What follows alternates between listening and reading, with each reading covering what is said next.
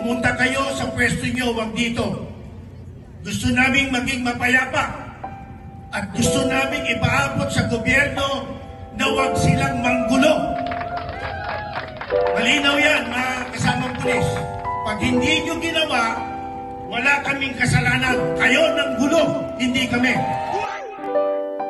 Yo, what's up, happy people? Isang mapagpalang araw naman po sa ating lahat. Update po tayo dyan sa nagaganap na peaceful rally dyan sa may Quirino Grandstand sa may Manila, mga kois, mga gayas, na kung saan po yung mga list po natin pinagalitan ng member ng Iglesia ni Cristo. Dahil nga po sadyang lumapit na po sila sa grandstands, mga kois, mga gayas, sa grandstand, mga kois, mga gayas, no? At sa panito, mga kois, mga gayas, yung ibang mga kapulisya natin dyan, may dala-dala pong mga armas. Ha? May kalaban ba sila dyan? Peaceful rally nga yung ginaganap, tapos nagdadala kayo ng mga armas. So yan pong mapapanood natin sa video ito, mga kois, mga gayas, no? Update dyan sa may Quirino Grandstand, mga kois, mga gayas, kung saan punong-puno na po ng mga tao. Dahil gusto na po nila siguro na palitan na siguro yung presidente natin. Ayaw nilang korupsyon. Na grabe, laganap ang korupsyon talaga. Nagkaunsihan pa nga ito po, update po. Ito pong nagaganap na, ayan po, credit to the rightful owner, mga kois, mga gayas, may Engineer Berto. Ayan po. Ayan po yung kuha ng sa taas po. Ayan, drone footage po. Ay punong-puno na po talaga ng mga tao, mga kois, mga gayas, dahil hindi na po nila masikmura, hindi na po nila kaya yung sobrang pangbabastos. Pumunta kayo sa pwesto nyo, wag dito. Gusto naming maging mapayapa at gusto naming ipaabot sa gobyerno na wag silang manggulo. Tama. Malinaw yan, mga kasamang pulis. Pag hindi nyo ginawa, wala kaming kasalanan. Kayo ng gulo, tama. Hindi kami. Kasi hindi nila pumunta dyan para makipagyera, di ba? Pumunta sila dyan para sa peaceful rally. Tapos kayong mga list po, andyan na kayo sa loob ng grandstand. At yung iba dyan, may dala pa talagang armas. Kala din talaga may kalaban dyan Takot na ba kayo? Well, wala po tayong magagawa kasi yung mga kapulisya natin, mga kois, mga gaya, sumusunod lang po yan sa utos ng kanilang commander. Yung commander naman po nila ay tuta ng ating presidente. Ito po yung unang araw, mga kois, mga gayas. Diyan po makikita natin, nagtatakbuhan po yung mga lispo. Takot din naman pala. Takot din naman pala ito Well, gaya ng sinasabi ko kanina na sumusunod lang po sila sa utos. Wala po yung kasalanan yung mga lispo na yan. Ayan.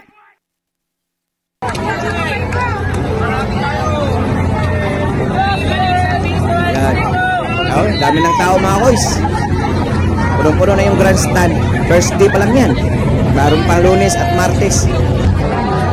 Mga kapulisan, ayan. mapayapa ito. Nagpaalam kami sa gobyerno, may permit kami. Tama. Nakipag-coordinate. Huwag kami ang titigan mo.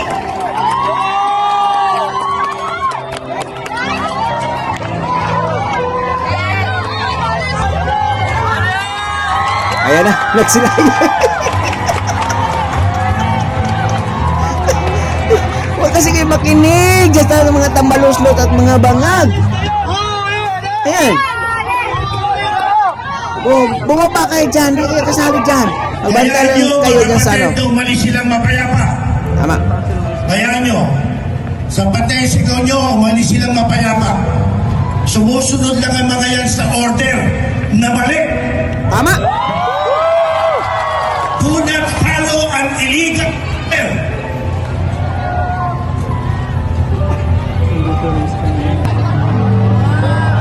Ayan, takbo!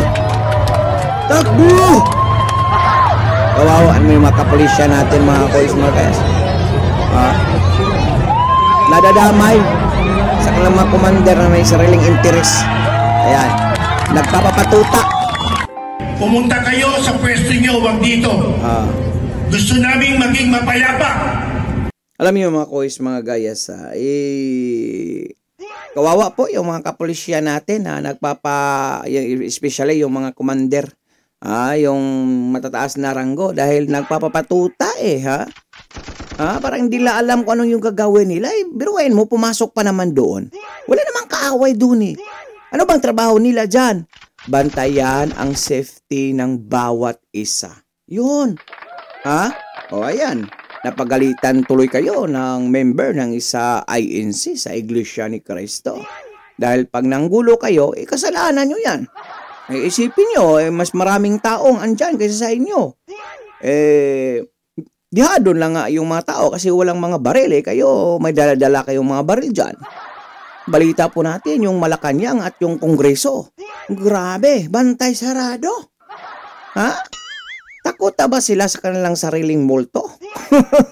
Pambihira naman yan. Biruin mo ba naman yung sarili mong kasamahan nagkwento na. Kasi hindi na niya masikmura. Zaldico, good job pero hindi ka rin makakalusot sa taong bayan kasi imposible na yung air assets mo posibleng makukuha mo sa trabaho at sa negosyo mo yan pero at least talagang nabago yung pananaw mo sa buhay. Kumbaga balik Panginoon ka. Maganda yan kasi matanda na tayo, wag tayong tumandang paurong. Dapat talaga straight tayong tumanda. Kahit papano, mababawasan yung kasalanan natin. Lahat naman po ng kasalanan ay talagang yung Panginoon natin, kaya pong patawarin po tayo, mga Kois Magayas. Good job, Mr. Zaldico, Ayan. So ngayon, nataranta na po sila. Pati yung Malacanang, putik, parang lulusobin ng China Sa daming barricade. May mga barbed wire pa na matutulis. Wow! Yung Kongreso, yung Senate, naku po kasi. Kasi bistado na kayo ng taong bayan. Tapos ngayon nagsalita si Zaldico, sasabihin nyo, utos ng mga Duterte. Wow! Ganun na ba kayo kadesperado? Mahirap talaga ipagtanggol yung mga kawatan, especially yung mga vloggers nyo. Shout out sa mga vloggers ni PBBM. Mahirap po ipagtanggol. Biruin nyo. Nagkaunsihan yung grupo. Yung mga kawatan nagkaunsihan.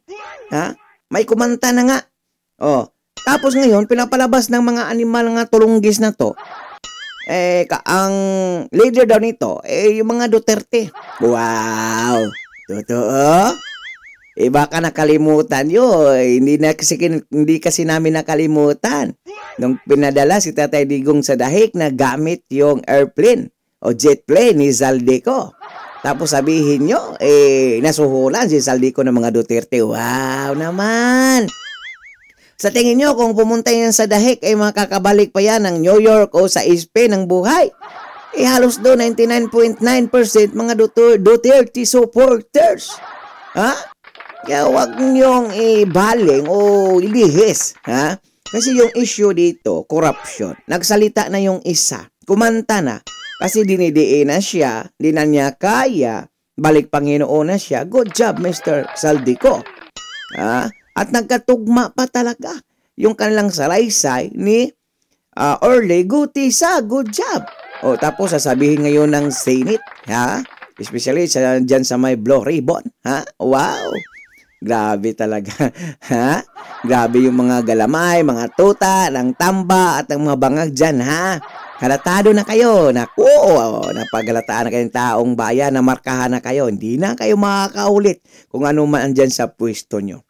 Mark my word, Lacson, Soto, Atolfo, ay naku po.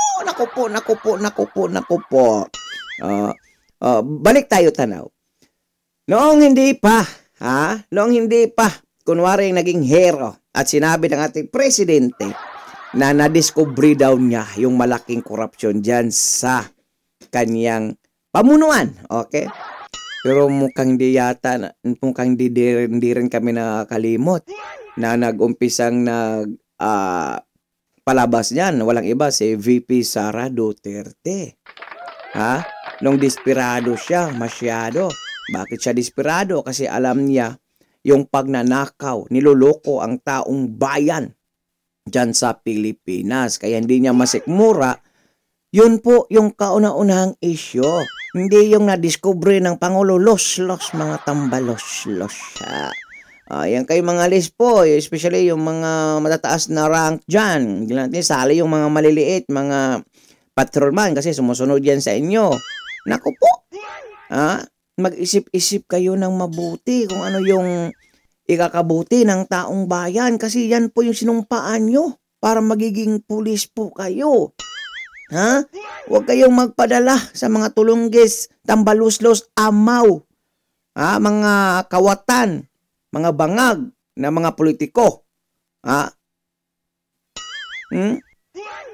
Doon po kayo sa tama para matutuwa yung taong bayan. O di ba? Nagiging pulis kayo para to serve and protect the Filipino people. Tapos ngayon, pinoprotektahan ng mga malalaking rank dyan sa Pilipinas, mga Panibe, Air Force, Armed Forces, LISPO, yung mga tamba. Wow naman. Pero I think kayo lang, yung mga tauhan nyo, talagang sukang-suka, diring-diri yan sa mga ginagawa nyo.